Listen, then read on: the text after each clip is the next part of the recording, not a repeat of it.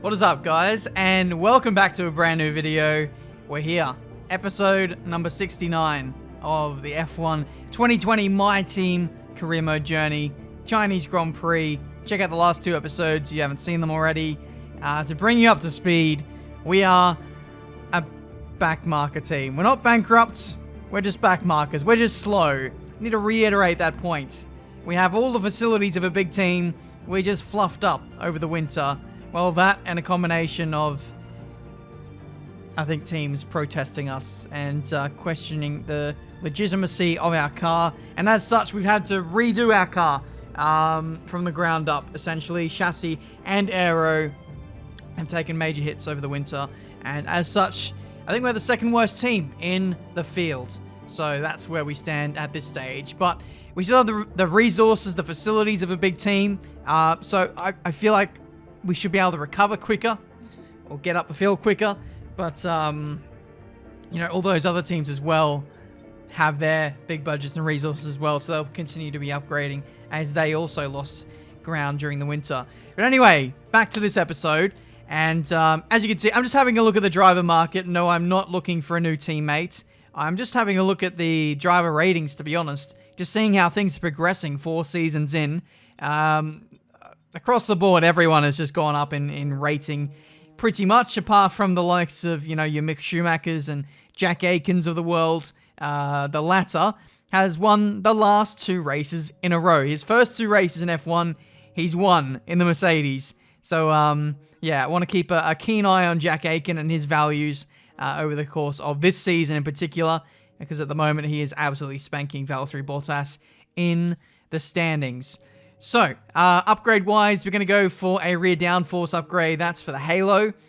Halo is in the middle of the car, not at the rear, but there you go. That extra stability will hopefully mean we can push a little bit more with the car, and that'll be a much-needed influx. Skipping over the invitational event, we don't need to do that.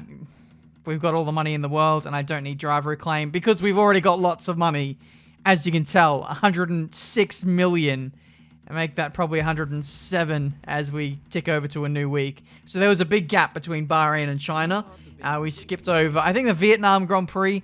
We're running a reduced calendar, and that's because, well, the calendar is just too bloody long now. And I think it can lead to, I don't know, balancing issues, because you can gain too much ground because there's so many races. So for a lot of reasons, the calendar is shortened, and we've left a lot of the good tracks. So hopefully you guys are enjoying that. But upgrade-wise, heading into this one, we've made some minor ground on the rest of the field. The problem is everyone is upgrading, and upgrading pretty well. We are edging closer to the likes of Haas, so we may be able to challenge them in this Grand Prix.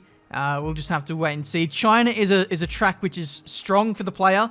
I've had a lot of really good results here in the past, so hopefully we can put something together and do the business, I suppose. We move into Friday practice, and as you can see, a bit of teething issues there. That's what happens when you let go of the wheel. With a Fanatec, force feedback is all over the place, especially now with the most recent update to the game. My force feedback is even stronger, so no need to go to the gym. Do my arm workout at home at my desk. It's lovely. But Friday practice was okay. We're a lot closer to the pace of Hamilton in free practice this time, so that's nice. Actually, in our qualifying run, we were 4/10 faster than Lewis, so that is nice. However, I'm not going to get ahead of myself. We're still in a backmarket car, so we'll see how it goes. Getting ready for qualifying now for the Chinese Grand Prix. Let's see if we can get out of Q1 with the upgrades.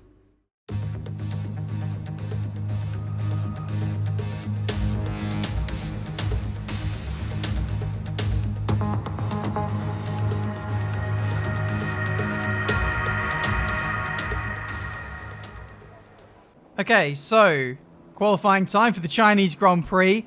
As we saw in Friday practice, the 1-lap pace is actually pretty decent this weekend. So let's see if we can convert that into a somewhat competitive result.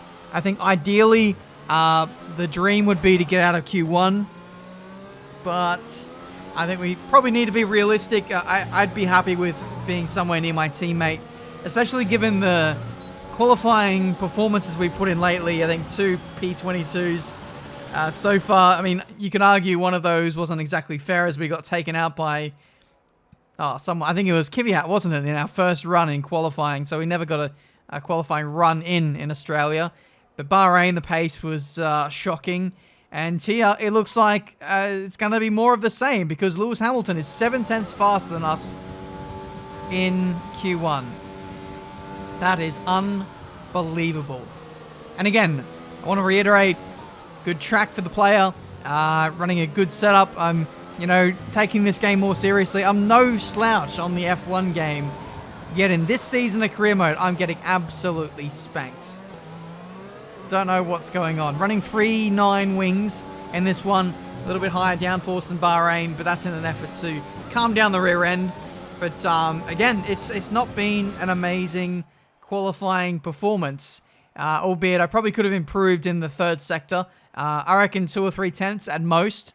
But even with a perfect lap, I wouldn't be able to get near Lewis Hamilton's time. He's still 9 tenths, 8 tenths in front of us, which I think, in my opinion, is just untouchable. So I don't know what to do. I think the qualifying sim time glitch thing that's been a problem with all the F1 games the last few years is a real problem here in Season 4. I thought it was tied into upgrades, but maybe it's just tied into the amount of time you put into career mode, and the deeper you go, the worse it gets. I don't know. It's really weird because I just can't compete with these guys. In the race, it's fine. So we'll just go from here. It's time to find out which driver is up to the task of claiming the Chinese Grand Prix. We're here in Shanghai. It's time to see how our drivers are stacking up after yesterday's exciting qualifying session. Young superstar Max Verstappen starts from pole position, and it's Valtteri Bottas that completes the front row. Looking down the rest of the grid, we have Aitken, Albon, Pierre Gasly and Leclerc, Sainz, Russell, Kvyat and Lando Norris, Stroll, Ricciardo, Esteban Ocon and Hubert, Magnussen, Giovinazzi, Nick de Vries and Nicholas Latifi, Hamilton, Matsushita, Schumacher and Day. It's almost time for the lights to go out, so let's head down to the track and get this Grand Prix underway. I think Bofty is having a sick day today. He might be back next time, but welcome to the Chinese Grand Prix, starting in last place on the grid. As we've seen in the last 2 episodes, qualifying pace has been nowhere, but in the race, we can all of a sudden magically compete despite running the same difficulty. So it's definitely not a me thing. I think it's just annoying. Please, can the AI just set realistic times in qualifying? That would be nice. Anyway, we get ready for the Chinese Grand Prix. 5 red lights and we are underway. The 3rd race of Season 4. And as you would expect, shocking start. Another area where you can't compete with the AI. League Racing, I can out-traction people on a harder compounded tyre. Take that, AI, with your traction control. Anyway, we gain many positions around the outside of Turn 1. Everyone looking to defend the inside and just consolidate what they had, but we were willing to risk it for the chocolate biscuit, such as the position we've been backed into in this scenario of having a backmarket car. We have nothing to lose. This really takes me back to my early days of YouTube doing the Cucumber Challenge, where we would go full send on the first lap, trying to gain as many positions as possible, and then really just defending for the rest of the race. But, those days were much easier because the AI was a lot easier back then, and the races were shorter. I did 25% races back then, so it was only a 1 pit stop race, and I only had to defend for about 10, 12 laps. Today is 28, and we're not in the points. And it's only going to get worse from here because we don't have the tyre wear upgrades that the others have. And, one thing as well, which I've been, thinking about over the last couple of days and just analysing from editing and watching back and stuff, is I thought our weakness was the aero side, but really it's the chassis. The chassis is horrific if you compare that to the rest of the grid. We need to do a lot of weight reduction upgrades. This car is far too heavy. And more importantly, I think we need to do some weight redistribution upgrades because the balance of the car is shocking as well. I'm constantly having to tie down the rear end of the car just to make it drivable, so I can have the confidence to push. Running 3.9 wings, which is quite a big disparity between the front and the rear in terms of downforce levels. You know, normally you can get away with like 2.7. So normally, yeah, I should be able to run lower downforce and a smaller gap between the wings to be more aggressive, but I have to be more conservative, and still it can step out sometimes. But yeah, the car is a bit shocking at low speed because of the weight, because of the balance, and we are lacking in downforce as well. So there's really nothing really to smile about apart from the engine, which is a rocket ship in a straight line. Thank you, NASA, for coming on board and wanting to sponsor a rocket ship in Formula One. Kudos to you as we go round the outside in an effort to stay in front of Kevin Magnussen on the back straight. The rocket power really looking after us there. But we cut back to the front of the field, and Max Verstappen, if you didn't notice, got pole position, has been leading from the front. The Red Bull has made some sizable gains and upgrades in the build-up to this race, and they're making the most of it with Max Verstappen leading the way. He makes an early stop, and so too does Jack Aitken. That could prove to be costly, especially for Jack, as he's probably going to rejoin in a bit of traffic. Max Verstappen is a little bit more in the clear, as he was about 4 or 5 seconds up the road from Jack, and as you can see there, it's not worked out for the Mercedes driver.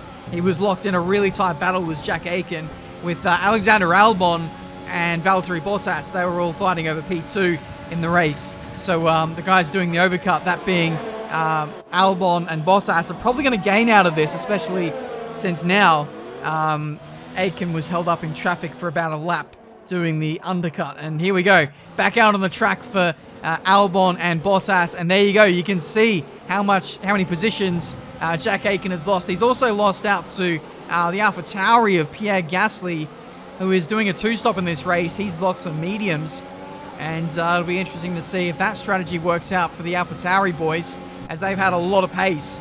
In qualifying, they were very, very close to the likes of the Mercedes and Max Verstappen. It was only a matter of tenths separating all of them. So the AlphaTauri is a serious package this year, so don't underestimate them.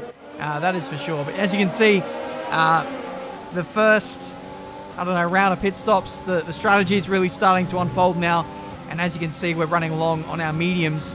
And as such, we're now getting caught up by the effective race leader. Here comes Max Verstappen. I mistakenly go to the middle of the circuit to try and somehow defend against both of them. But in the end, I just allowed them both to overtake me. So that was a bit silly on my front, especially given that we're racing Giovinazzi in this race and we've just given up the position to him. And he slides on through for, I think, it's what is effectively P15 in this race, but we're residing in P8 at the moment. We could be fighting for some points depending on how well we finish off the race. But tyre wear is well and truly going to come into this. Hopefully those who are doing two stops lose a lot of time in fighting slower cars coming through the field. So we'll have to wait and see how that goes. But yeah, we're doing the best job we can. I think the longer we go into this race, worryingly, the weaker we get. To be honest, as you can see, Valtteri Bottas comes out of absolutely nowhere, blitzes past us in the middle sector, and takes P8 in this race. He's effectively P2 on the road once you factor in all the pit stops. But yeah, we just need to recognize who we're racing and who we are not. And we are not fighting the race leaders. Here is Albon now catching up to me 1 lap later. We can't afford to lose too much time squabbling these guys. So I'm just trying to push on and do the best job I can, and I'm not going to fight them too hard. As you can see there, Albon makes it pretty easy there, flies past us, and that is job done. I'm going to try and stay in the slipstream of him if I can. But here comes Gasly out of nowhere in the Honda. Bloody hell! I reckon Honda's done some upgrades over the winter, because not only is AlphaTauri better, but Red Bull is a lot stronger as well. Red Bull were kind of like the laughing stock, well, not the laughing stock, but they were the easier car to overtake amongst the front runners. Their straight line speed was not great relative to us last season. Yet all of a sudden, Red Bull, AlphaTauri are front runners. It's pretty crazy when you think about it. But we get overtaken by Gasly on the medium compound tyre. He's probably going to fly past Albon in good time as well. That's a back-end loss for us as we put on the overtake button, and that allows Jack Aitken to slide on through the P11 in this race.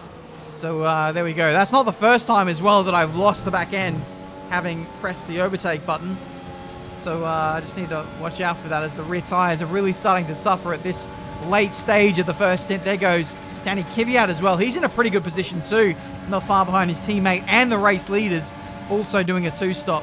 But here's the replays of all the positions we lost. First of all, we lost the spot to Max and Giovinazzi. Absolutely got our pants pulled down there.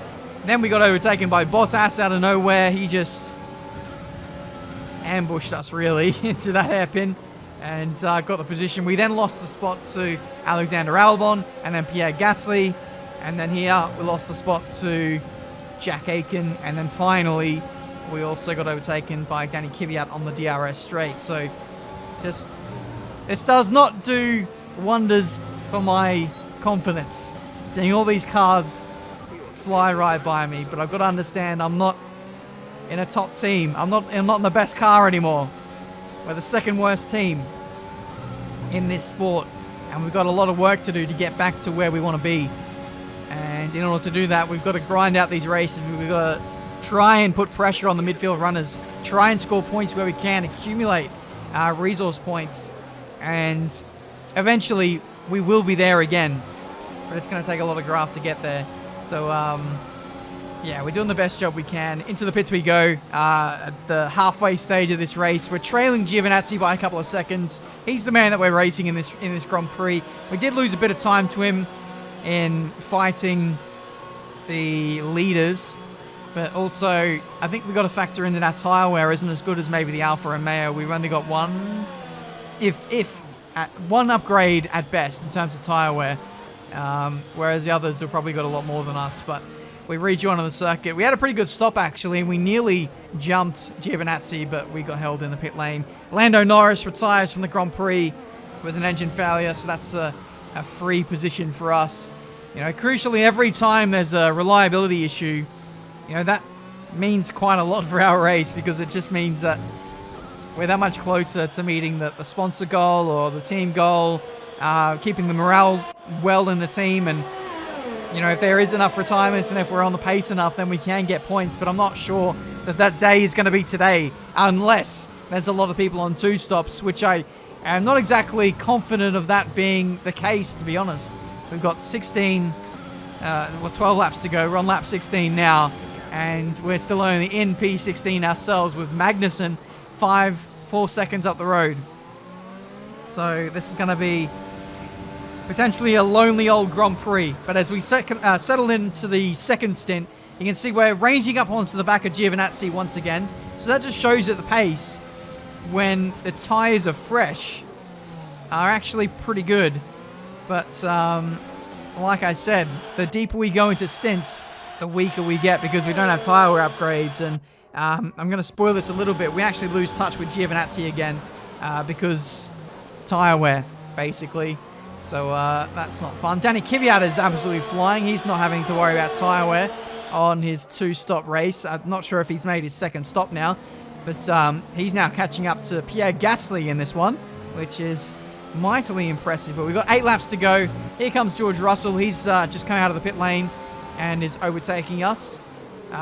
So this may well be the final position we can hang on to in this race. Giovinazzi is running away, and yeah, why not? Let's just fight for this one. We're going to go up in a rich and overtake and give George Russell the big squeeze here on this back straight. It's Ferrari power versus Mercedes, and it looks like Ferrari is going to come out on top, though, with the DRS open. We squeeze him as much as possible, go around the outside, try and cramp him at the apex at the hairpin so that we can get a better run. Up into overtake again, and we lose the back end. There's just too much power in this engine. It's overwhelming the rear axle and the rear tyres. We definitely need those weight reduction upgrades, but especially the weight redistribution upgrades to help counteract the amount of power we've got on the back of this thing, because it really does make the car undrivable, and it's probably as well compounding the issues that we have in terms of tyre wear, which is making this an awfully difficult affair, a difficult car to race over the long term. But yeah, these are things we're slowly going to address. We only have so many resource points to work on. But now that our race is settled, we're going to go back to the race leaders. This is Jack Aiken catching up to, who was that? Alexander Albon, who is actually catching up to Valtteri Bottas. Now, it's worth mentioning that Bottas had about a 4 or 5 second lead over these two. And in the last few laps, he's really just started losing a lot of performance. I didn't hear anything over the radio in terms of Bottas having mechanical issues. So I think this is just a lack of pace or lack of tyres left at the end of the race. You can see he's squirming around a little bit at the end of the snail section, leading on to the back straight. I call it the snail section because it looks like a snail on the mini-map, but there you go. Here comes Alexander Albon going around the outside into the hairpin. And I think Albon is going to out-traction Bottas here. The Red Bull we know has a lot of tyre wear upgrades, and we saw that a lot last season. They were able to run with us with the aggressive tyre strategies. So it looks like Red Bull hasn't lost much in the way of their chassis over the winter. And yeah, makes easy work of Bottas. You can see Bottas sliding around on his rear tyres. He is not loving life on those old hard compound tyres. And it's worth mentioning as well that Bottas has got 1 lap fresher tyres than Jack Aiken, yet he's struggling way more, which is pretty ridiculous. Bottas is not good on the rear tyres, it seems. But here goes Jack Aiken, finally gets past Valtteri Bottas. But all that squabbling has allowed Albon to get away and secure Red Bull a 1-2 in this race. So I think Bottas's stubbornness to let his teammate go through to battle to fight for position has ultimately cost Mercedes points in the Constructors' Championship at the end of the day. Max Verstappen comes across the line and wins the Chinese Grand Prix. This is the first win of the season for a non-Mercedes team, for a non-Jack Aiken driver. In the end, it's Red Bull completing the 1-2, and Jack Aiken actually manages to catch up by 2 seconds in the last lap or two. So that really does show that Valtteri Bottas ultimately cost Mercedes points in the Constructors today, because if he let him go straight away, I reckon Jack Aiken would have got second in this race. That's going to be a talking point in the debrief. But for us, lots of talking points for us too. Tyre wear shocking. Pace was nowhere. I feel like I did the best I could in this race. Got the most out of the car. Great start, but so many things to work on upgrade-wise. Victory for the team from Milton Keynes then, after a quality performance. So Anthony, what made the difference out there today? Well, this was a real team victory. They put together a solid strategy today that appeared well suited to the conditions out on track. The driver did everything that was expected of them in the moment to really execute the team's plan to perfection. A shining example of how F1 really is a team sport. Drivers are en route to the podium as we speak. What a fantastic win for the Red Bull team. They performed exceptionally today, keeping us firmly on the edge of our seats throughout the entirety of the race. Congratulations to everyone at the team. Congrats to Red Bull. They get their first blood of the season. Like I said, they made some big upgrades heading into this race. They made gains on Mercedes, and straight away they take a lot of points off them in the championship. So 1-2 for them. Formidable driver pairing. Despite Albon being 12 seconds off Max Verstappen in the end, Albon was caught up in a lot of traffic trying to overtake the Mercedes early on. But yeah, Bottas getting in the way of Jack Aiken and ultimately costing them 6 points if you reverse the results in the other direction. But yeah, interesting to note. Like I said, many upgrades to do for us. Tyre wear, weight redistribution, weight reduction. Oh, and also one thing I've just thought of now is drag reduction. We lost most of our air upgrades, and so we're not as fast as actually we should be in a straight line. Our engine can only do so much, but then when we get to the top end, that's when the drag of our car is actually holding us back. So despite, our engine, we're holding our ground actually compared to those in the field. When we chuck on some drag reduction upgrades, we are going to be a slippery fish in a straight line, I'll tell you that much. We're going to have to get sponsored by John West or something once we get those upgrades on the car. But drivers standings wise, Max cuts into Jack Aitken's lead a little bit. Mercedes only narrowly claw back the lead in the constructors. That doesn't make sense.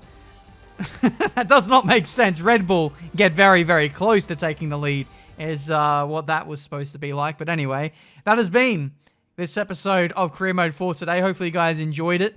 Let me know if you like me focusing on the lead battle every so often and keeping track of what's going on with Red Bull v Mercedes. I'm actually really invested in the championship fight this year, tracking the progress of Jack Aitken, but also the AlphaTauris, mixing it with the big guns. They were not in the fight today because they did a 2-stop, but going forward, hopefully AlphaTauri can be right up there and get their strategy right and be up there to contest. Maybe their tyre wear wasn't good, and so they had to resort to a 2-stop.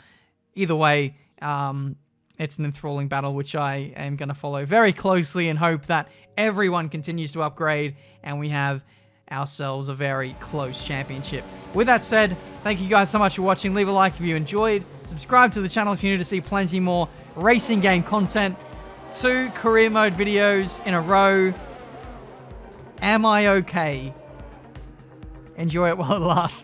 But anyway, until the next one, I'll see you next time.